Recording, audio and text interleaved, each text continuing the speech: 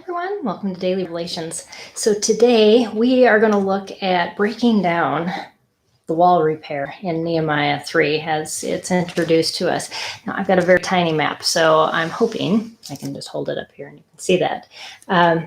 So this is the map of what the wall that Nehemiah rebuilt looks like. And we start way at the top here with the Sheep's Gate. And the Sheep's Gate, and I numbered, what I did is I went through this and I numbered it, and then I related it to the different Bible book verses. And so we see that the Sheep's Gate is up here, and the work that they started talking about actually goes counterclockwise around. And so the Sheep Gate's here, and then in verse 2 they talk about repairs on the wall, and then verse 3 is about repairs on the wall, and then we get to the fish gate, which is over here. So we got this span and then those two groups right in there, and the fish gate is on verse 3. And then we have verse 12, or sorry, verse 4, section 4, and then we've that is verses 12 through 14, and that is the repairs all the way along here. So you can see why they listed out so many people. That is a huge section.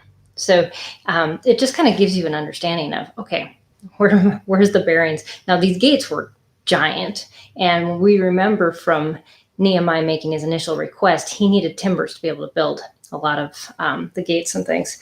A lot of times they just picked up the rocks that were there from the wall before and reused them, which we'll find out later. They talk about that. But then in verse 13, we get down all the way to the valley gate, which is down here. And then there's a section, and then we get to the refuse gate, which is right here. And then we have the fountain gate. And then the people that did the fountain gate, they just kept going. They did the gate and then kept going all the way to verse 25. We have people listed up here. So this part needed a lot of people. So considering the number of people listed, you kind of understand, well, maybe this was a part that was really damaged and required a lot more people, or else the groups that were working on it were much smaller. And then we get to the water gate, which is about right here on this side. And that's listed in verse 26. And then we have verses 27 through 29 that fixed this section here, which got us up then to the east gate, which is on this side.